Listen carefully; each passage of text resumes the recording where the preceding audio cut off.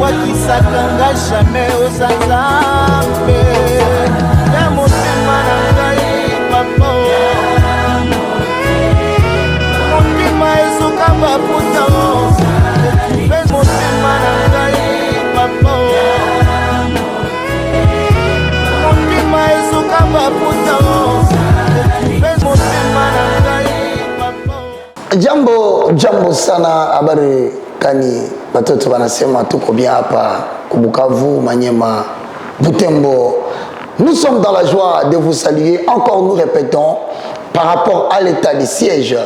Nous bénissons nos armées qui se trouvent à l'est de la République démocratique du Congo et nous disons l'armée dans la bataille, l'église à genoux en train d'intercéder au nom de l'Éternel. Bena kwetu lelu tuji kabijinwenu nijisanka zamba tumbishibwe anulama anupesha moyo abonye mujina jenda Yesu Christo.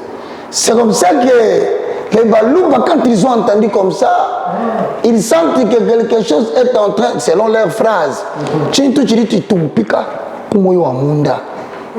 Fachipeto zani se assez abo benga baka yawa akotana sama luko baka bi monsieur le président biso le travail na bi bino sala po bien aimé dans le Seigneur tozana sengo makasi ya kopesa minombote po bandeko na biso oyo balanda biso na est bazumbote bandeko ya centre pe bazumbote mais bandeko ouest balobi papa ata kiambote kieno ezate to bia kiambote kieno ebwe mafimpi tata atondo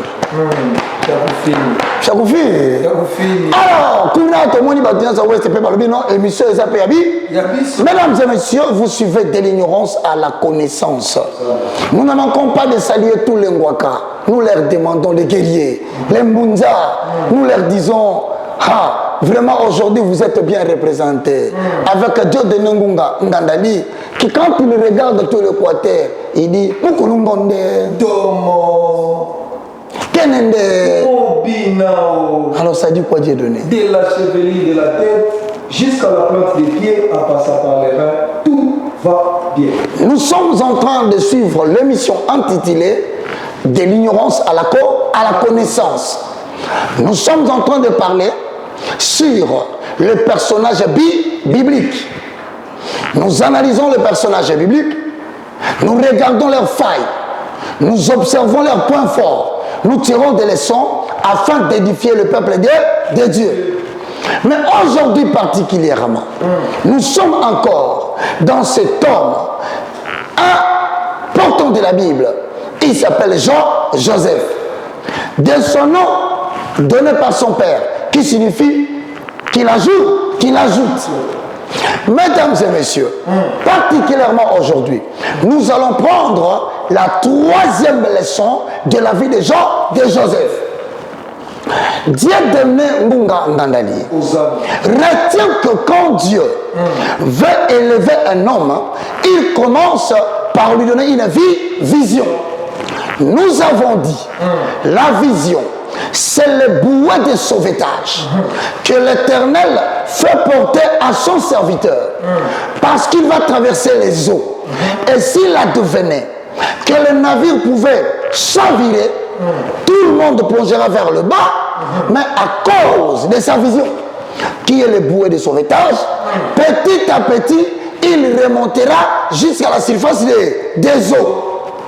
Frères et sœurs dans le Seigneur, la vision, c'est l'échelle qui te permet de sortir des réalités de la vie que tu vois aujourd'hui pour arriver vers la réalisation que tu ne vois pas encore aujourd'hui.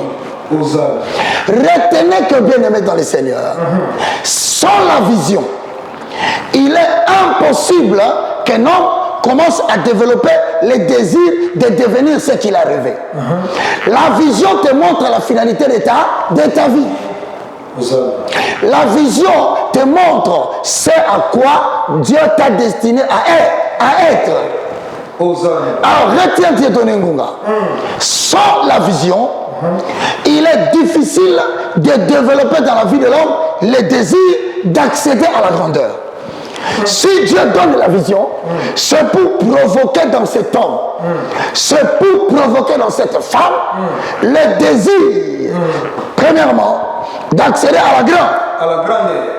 Aucun homme sur la terre ne peut impacter dans sa génération si au préalable il n'a pas eu un moment où Dieu est venu en songe pour lui montrer ce qui sera demain. Donc la vision réveille en l'homme le désir de devenir ce qu'il a rêvé. Retenez, frères et sœurs dans le Seigneur, la Bible est très claire en cette matière. Dieu ne peut te donner que ce que toi tu as vu. Il dit à Abraham, regarde du côté de l'Orient, regarde du côté de l'Occident. Tout ce que tu as vu, je te le donnerai et je donnerai à ta postérité. Il est impossible de penser devenir quelqu'un si au préalable, en vision ou en songe, l'Éternel ne t'a pas révélé le modèle. Voilà pourquoi, aujourd'hui, je répète que ce n'est pas en vain que la Bible dit, dans les livres de Psaume 37, le verset 4, je paraphrase, fais de l'Éternel tes délices, il te donnera ce que ton cœur désire. Comment est-ce que Joseph a commencé à compter le nombre de pas pour mettre le pied ou accéder dans le trône de sa grandeur?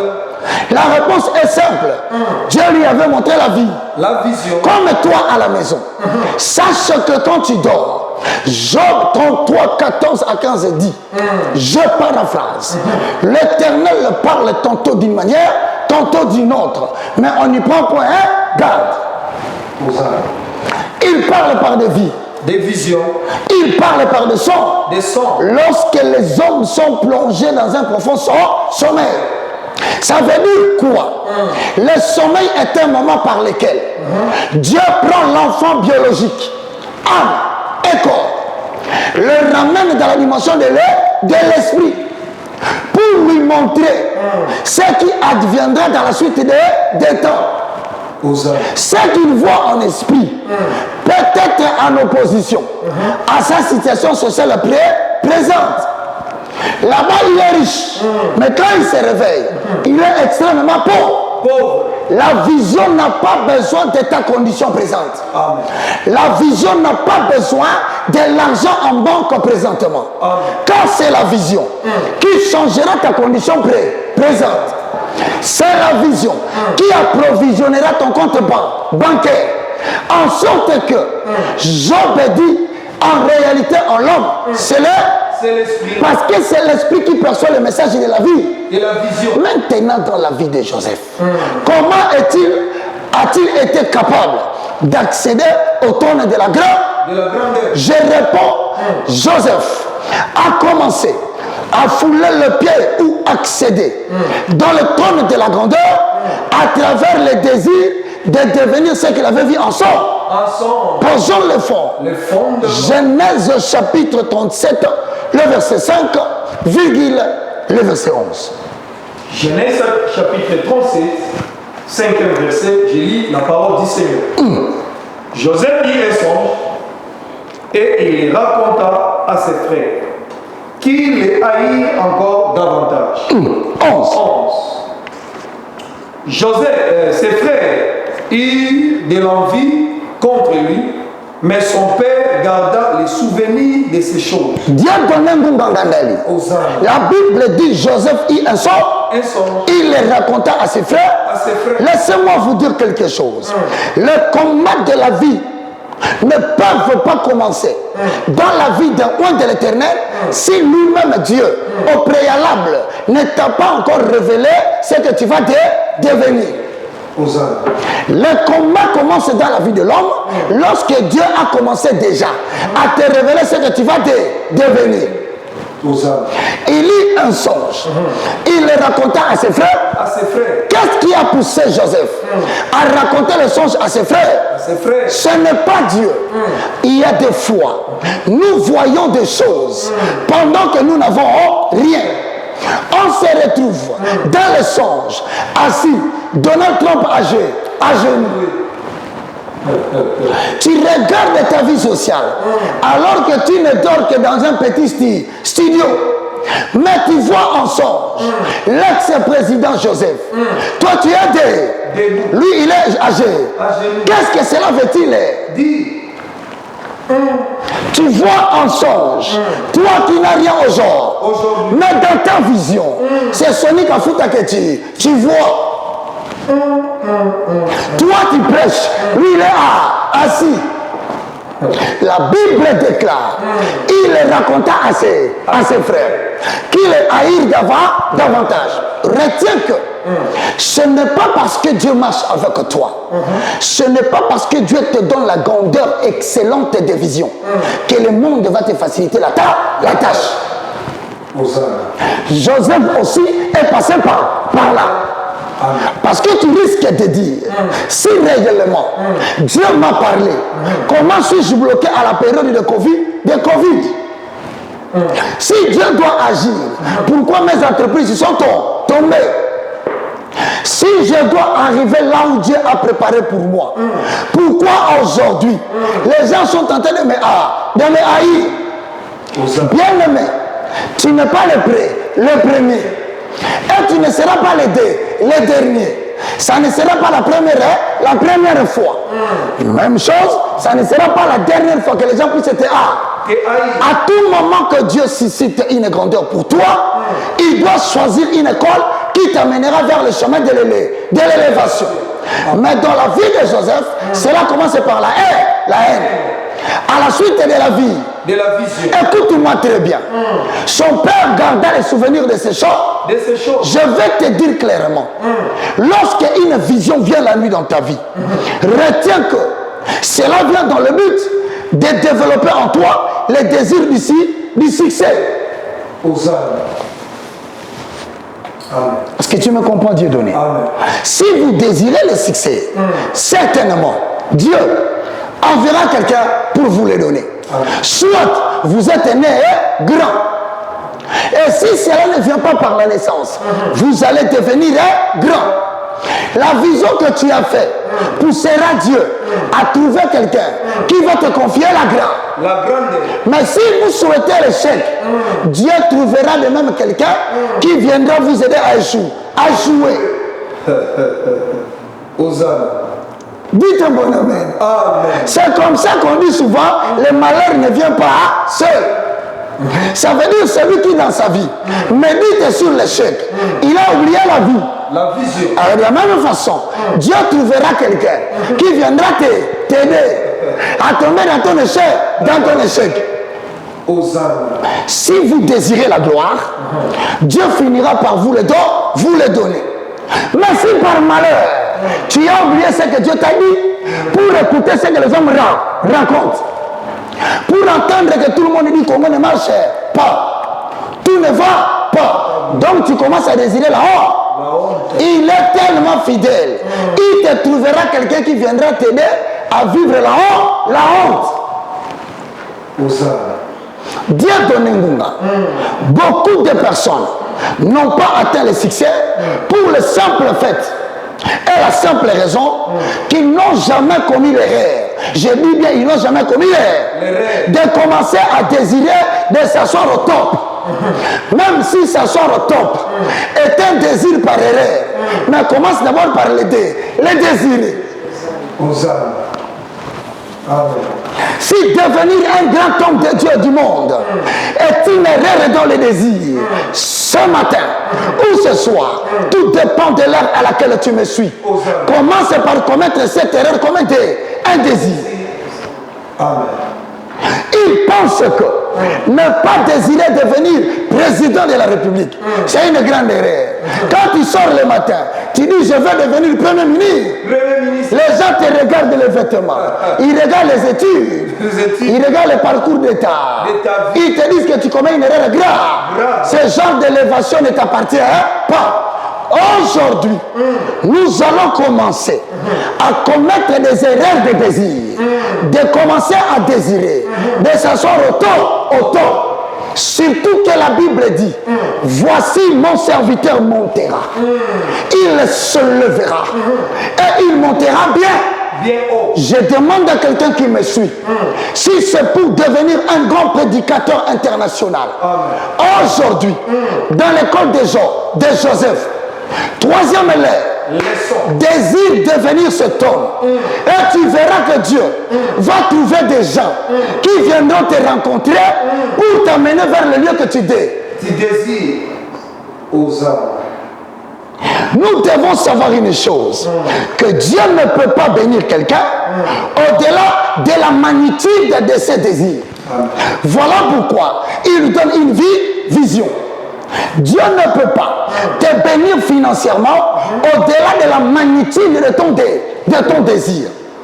Dieu ne peut pas te donner de l'onction au-delà de la magnitude de ton désir. Tout marche avec ton désir. Désirer les grandes choses va te faire placer à la limite des opportunités que tu veux. Alléluia. Désirer une élévation te conduira au sommet des possibilités que peut t'offrir ton désir. Amen. Voici donc cette leçon. Désirez les grandes choses et un jour, vous vous retrouverez en train d'achever des grandes choses tout en ne sachant pas par quel chemin vous êtes passé. Maintenant, pourquoi il y a la haine? Écoutez-moi très bien. Il y a ce qu'on appelle en français des phénomènes catalysateurs. Quand un enfant de Dieu n'est pas haï, il n'avance pas. Quand un enfant de Dieu qui a la vision grande n'est pas combattu, il n'avancera pas.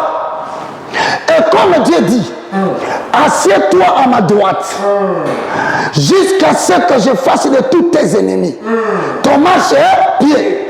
Donc quand tu désires la grandeur à travers la vision que tu as vue, Dieu prendra, te mettra à sa droite. Mais là où il te met, c'est là où se trouvent tes ennemis. Mais comment sont-ils arrivés là? Ils sont arrivés là parce que tu as eu la vision.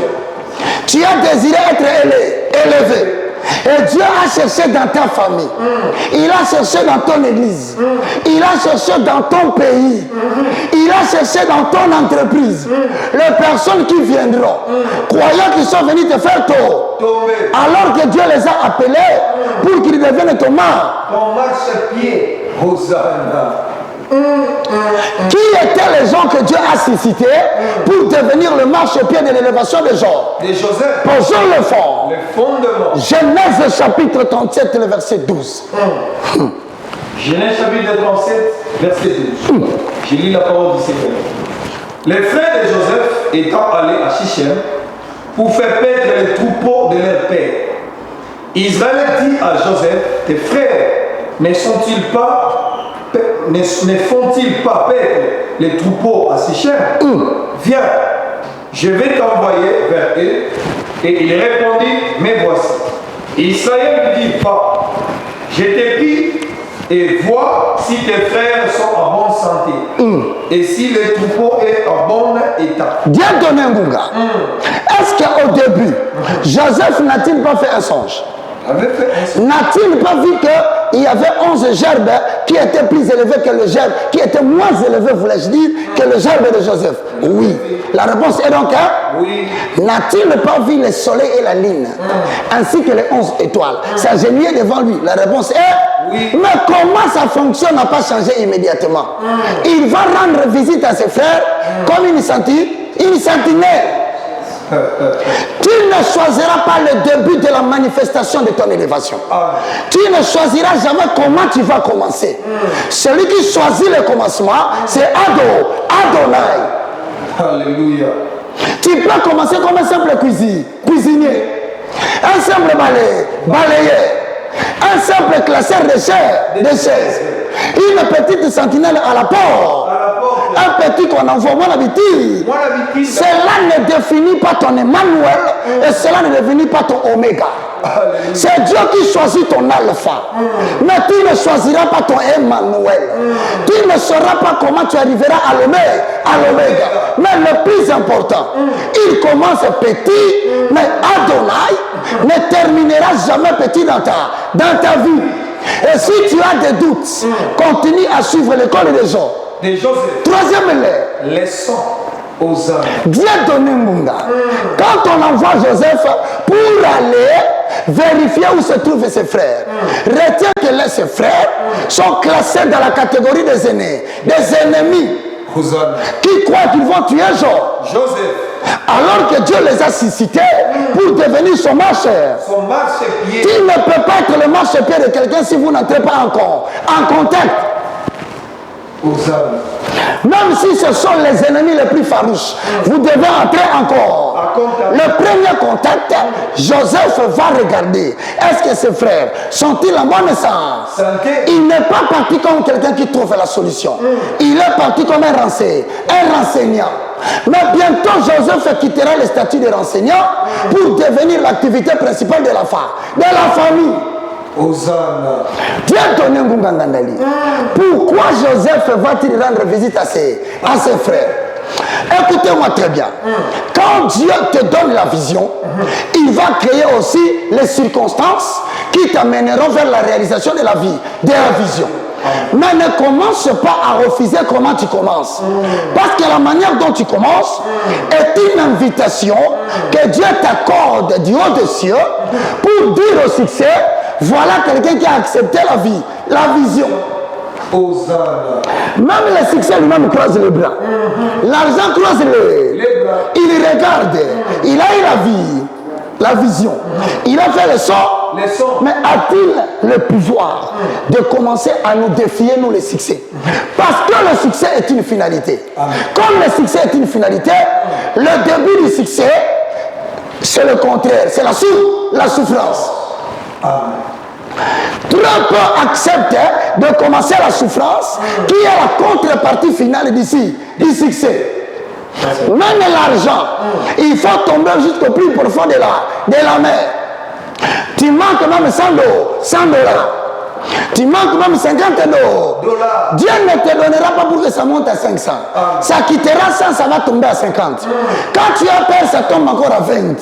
Au moment où tu ne crois rien, ça reste 10. Tu veux gérer les 10. Voilà qu'un grand problème arrive. Emporte tous les 10 dollars. Il faut que tu arrives à zéro. Pourquoi Dieu veut que tu arrives là? Pour que le succès, qui est la plénitude, te voie dans le terrain du vide. Le succès ne vient que là où il y a le vide. Là où il n'y a pas le vide, le succès ne viendra jamais. Là où il n'y a pas le manque d'argent, la richesse ne viendra jamais. Voilà pourquoi j'ai dit tout à l'heure que tu peux commencer comme alpha, mais tu ne choisiras pas comment tu vas commencer. Maintenant, quelle est l'occasion que Dieu peut provoquer pour que tu sois vendu? Bien-aimé dans le Seigneur, allez très vite. Dans Genèse 37, nous allons prendre le verset 14. Israël dit, va, je t'ai pris, et vois si tes frères sont en bonne santé, et si le troupeau est en bon état, et tu me rapporteras des nouvelles. Il envoya ainsi de la vallée d'Hébron, et Joseph alla à Sichem. Un homme le rencontra, comme il errait dans les champs, il le questionna en disant, que cherches-tu? Dieu donne un gonga. Est-ce que Joseph n'a pas eu la vision de devenir grand? C'est Joseph que nous parlons aujourd'hui. N'a-t-il pas vu le soleil et la lune s'agenouiller? Mais lorsqu'il est arrivé à Sichem, la Bible déclare qu'il était en train d'errer. Que veut dire le verbe errer? Ce n'est pas parce que Dieu vient de te parler que tu n'auras pas de moments de confusion dans ta vie. Ce n'est pas parce que Dieu a dit aux disciples, traversons de l'autre côté, que cela ne veut dire que l'homme ne va pas quand même le toucher aux vêtements. L'homme peut te toucher aux vêtements parce qu'il y a des vagues. Mais le plus important ne crée rien. Tu ne vas pas sombrer. Dieu a dit qu'il va te donner une gloire que ta famille n'a jamais touchée.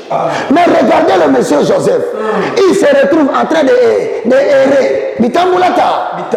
C'est-à-dire, c'est comme quelqu'un qui a dit, je vais vendre la braise. Il est en train de errer dans les commerces. Alors que Dieu l'avait dit, il sera le plus grand patron de sa femme. Ce que tu vis aujourd'hui comme errance sur le plan politique, errance sur le plan évangélico-ministériel, errance sur le plan financier, ne veut pas dire que Dieu t'a abandonné. Joseph a connu la même à tout moment que tu te trouves en difficulté grave, retiens que Dieu a la responsabilité de t'envoyer quelqu'un qui ne permettra pas que tu sois réduit à néant. Lorsque Dieu donnait très mal, il dit que cette fois-ci c'est fini. C'est alors que Dieu le prend de Kankokolo pour le diriger vers le moindre de tout. Au moment où tu attendais les moins. Je dis à quelqu'un qui me suit, ne pleure pas parce que tu dors dans une maison que tu ne savais pas. Ne pleure pas parce que les gens à qui tu as donné les vêtements sont ceux qui commencent à raconter des choses sur toi. Ne pleure pas parce que ta vie est en train d'errer ça et là. Errer ne signifie pas que Dieu est invisible. Même lorsque tu es en train d'errer, Dieu a envoyé un homme. Je le dis aujourd'hui, que l'Éternel commence à t'envoyer quelqu'un. Parce que la Bible dit tu seras combattu de toutes parts. Mais tu ne seras jamais réduit à néant. Apocalypse 3:8 te dit, j'ai ouvert une grande porte devant toi. Tu la viens en vie, en vision. Tu deviendras le plus grand politicien de ce pays. Mais maintenant, tu ne la vis qu'en vie, en vision. Tu créeras une grande entreprise. Tu quitteras l'Europe. Tu viendras le planter en RDC, au Cameroun, au Sénégal. Mais au moment où je parle, tu es en train d'errer dans la ville. Tu es dans la capitale. Et ta mémoire et le moral est tombé par terre. Ce message est venu te dire, il y a quelqu'un qui vient vers toi. Tu ne le chercheras pas. Tu ne le sauras pas. Tu ne comprendras pas pourquoi il va t'aimer. Tu ne comprendras pas pourquoi il va te donner la responsabilité. Il est mandaté par l'Éternel pour t'enlever vers le lieu du danger. Le lieu du danger. Pourquoi Joseph est dans le lieu du danger? Parce que dans le livre de Genèse chapitre 34, il y a eu un viol qui s'est fait. Le Philistin, le roi de Sichem, ont violé Dina, la fille de Jacob. Lorsque ces femmes sont arrivées, Simeon et Lévi, ils ont trouvé leur papa qui avait déjà conclu une alliance avec les gens qui ont violé leurs sœurs. En leur demandant de faire la circoncision. Mais Simeon et Lévi sont allés menacer ces gens-là. Ils les ont tués. Ils ont brûlé leurs champs. Ils ont brûlé leur maison. L'inimitié et la haine est entrée entre la famille de Jacob et les gens qui habitent ici, Sichem. Mais regarde comment les hommes oublient. Ils sont venus perdre les brebis dans le chapitre 37 vers le Sichem. Or, Dieu, quand il a déjà donné la vision à quelqu'un, même lorsque ce dernier n'est pas au courant qu'il est en danger, Hosanna. Lorsque Dieu a suscité une femme, il a dit à un jeune garçon, je te leverai. Même quand tu es inconscient, tu habites parmi les ennemis de ta vie. Les gens qui ont dit, le jour où ils auront le nom de quelqu'un qui porte ton nom, ils vont t'assassiner. Mais Dieu, à l'insu de Joseph, il commence à envoyer quelqu'un. Il y a des bienfaits que nous avons reçus de Dieu. Parce que nous avons la sémence de Dieu en nous. On n'a pas été au courant qu'il y avait des ennemis qui voulaient nous empoisonner. Mais l'Éternel a envoyé quelqu'un qui nous a sauvés. Nous nous sommes retrouvés dans des terrains par ignorance. On ne savait pas que sur ces terrains-là, les gens de la République du Congo, de la République démocratique du Congo, les membres de l'Ecclésia ont commis des bêtises. Mais là où on attendait seulement un seul cri, pour ça, là où le serpent est en train de bouffer tout le monde, quand toi tu viendras avec la sémence de devenir grand, il bouffera les autres. Mais à ton tour, le serpent étendra son dos et il te dira: ouais, de l'Éternel, les jours de ta mort ne sont pas encore arrivés. Monte derrière mon dos, traverse la vallée de l'ombre de la mort, va de l'autre côté. Quand on me posera la question: serpent, pourquoi l'as-tu épargné? Je répondrai: cet homme a en lui la sémence qui le conduit vers le lieu de la promesse. Tant qu'il n'a pas foulé le pied vers le lieu du succès, nul ne portera la main sur toi. Que cela soit le cas de quelqu'un qui me suit à la maison. Que cela soit le bénéfice de quelqu'un qui me suit à la maison. Que cela soit le bénéfice d'une personne qui pleure.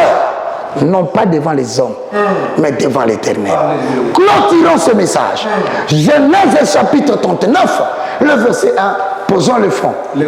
Vous êtes en train de suivre de l'ignorance à la connaissance dans l'étude de personnages bibliques. Nous parlons d'un homme qui s'appelle Joseph. Son nom signifie l'Éternel va ajouter. Voilà pourquoi nous posons une question. Est-ce que quelqu'un qui a la grandeur peut-il faire couler des larmes? La réponse est oui. Parce que Joseph vient d'être trahi. Il vient d'être haï. Tout simplement, ce n'est pas parce qu'il porte des beaux vêtements de la tunique. Ce n'est pas parce que Joseph est né parmi les femmes de son père comme la femme la plus aimée. Mais ce qui pousse les gens à te haïr, c'est la sémence de Dieu plantée en toi. Il cherche à savoir, à travers l'appellation Joseph Mwenando Ndota, le faiseur du son, autrement dit, faire le songe est une profession. C'est lui qui a l'habitude d'entrer dans le lieu caché des conseils de Dieu pour en sortir avec la définition de sa personne dans le futur à une phrase qu'on appelle à titre professionnel. L'expert en vision. Pose le fondement. Genèse chapitre 39, premier verset. On fit descendre Joseph en Égypte et Potiphar, officier de Pharaon, chef des gardes égyptiens, l'acheta des Ismaélites qui l'y avait fait descendre. Joseph se retrouve en Égypte, en train d'être vendu chez la caravane d'Ismaël. Mais la question se pose, comment est-il arrivé là-bas? Lui qui avait la vision. Comment Joseph se retrouve esclave? Lui qui a vu la lune, les étoiles et le soleil s'agenouiller. La question se pose. Il y avait la caravane des Madianites qui passait. Il y avait la caravane des Ismaélites. Il s'est retrouvé là-bas comment? Pourquoi il n'a pas été vendu par la caravane des Madianites? La réponse, vous la découvrirez dans le prochain numéro. Restez branchés.